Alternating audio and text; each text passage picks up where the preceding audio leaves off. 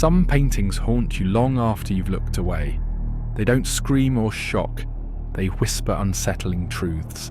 This is one of them. A work where magnificence and terror coexist, where the divine and the monstrous wear the same face, and where every detail seems to watch you back.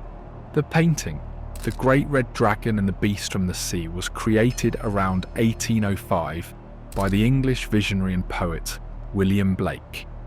It is part of a series of watercolour works produced by Blake between 1805 and 1810, showcasing his apocalyptic visions inspired by the Book of Revelation. Together, these paintings explore themes of corruption, power, and the Antichrist, presenting Blake's interpretations in forms that are simultaneously beautiful and terrifying.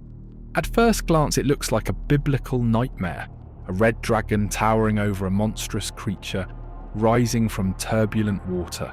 But stay a moment, and you'll realise it's something far more human. It comes from the apocalyptic final chapter of the Bible. In that text, John the Divine describes a vision, and behold, a great red dragon, having 7 heads and 10 horns, and 7 crowns upon his heads. Blake's version of this dragon is not the scaly beast of medieval myth.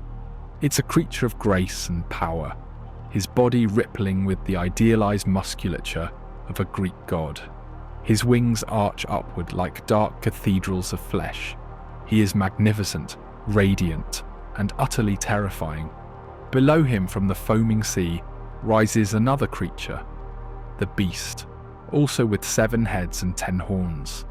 Their faces are distorted, but not animal. They are human.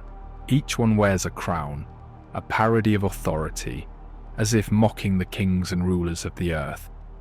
When Blake painted this image, Europe was in turmoil. The French Revolution had risen and fallen, empires were collapsing, and the idea of divine right, the belief that kings ruled by God's will, was crumbling before his eyes. For Blake, evil wasn't a red figure with horns. It was something much more familiar. It was the seductive voice of power, cloaked in beauty, speaking the language of progress and reason. His dragon is not just Satan, it's a symbol of corrupted order, the kind of authority that pretends to bring light while spreading darkness. Look closely at the composition, and you'll see this idea unfold visually. The dragon dominates the top half of the painting, his wings outstretched in a pose of divine majesty. But he is not God, he is a counterfeit, mimicking the stance of creation while bringing only corruption. Beneath him, the beast emerges from chaos, the sea, that ancient symbol of disorder. In the book of Genesis, God brings order out of the waters. Here, Blake inverts that moment. Creation collapses back into chaos. The 7 crowned heads of the beast mirror the idea of divine completeness, the holy number 7, but perverted into multiplicity without unity. Where divine perfection is one and harmonious, this creature is divided, fractured, grotesque. What makes his image truly disturbing is its humanity. The dragon's muscular body could belong to a Renaissance hero. The beast's faces, twisted though they are, still resemble our own. Blake is showing us a truth few artists dare to touch, that evil does not come from beyond, it comes through us. It wears our faces, speaks our language, and hides behind the structures we call civilization. The most terrifying monsters, Blake suggests, are not the ones we invent to frighten children. They are the ones we create when we worship power more than truth, order more than justice, and beauty more than goodness.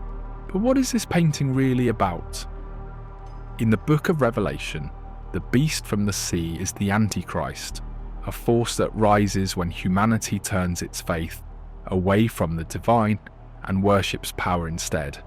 But for William Blake, the Antichrist was never just a future tyrant or a monstrous figure.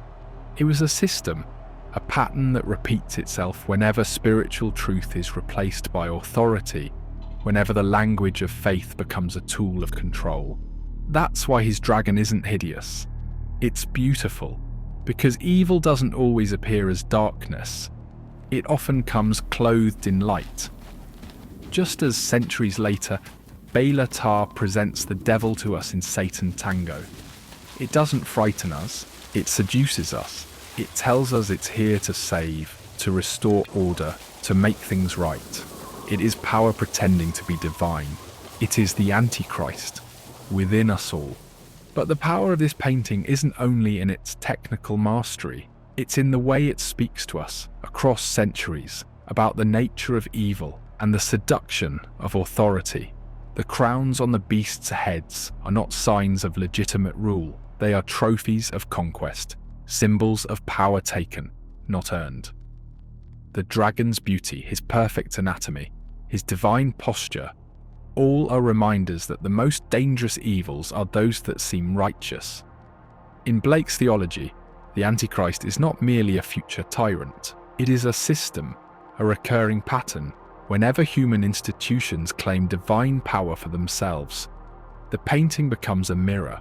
We look into it and see, not a monster, but the reflection of our own hunger for control, our fascination with strength, our worship of order.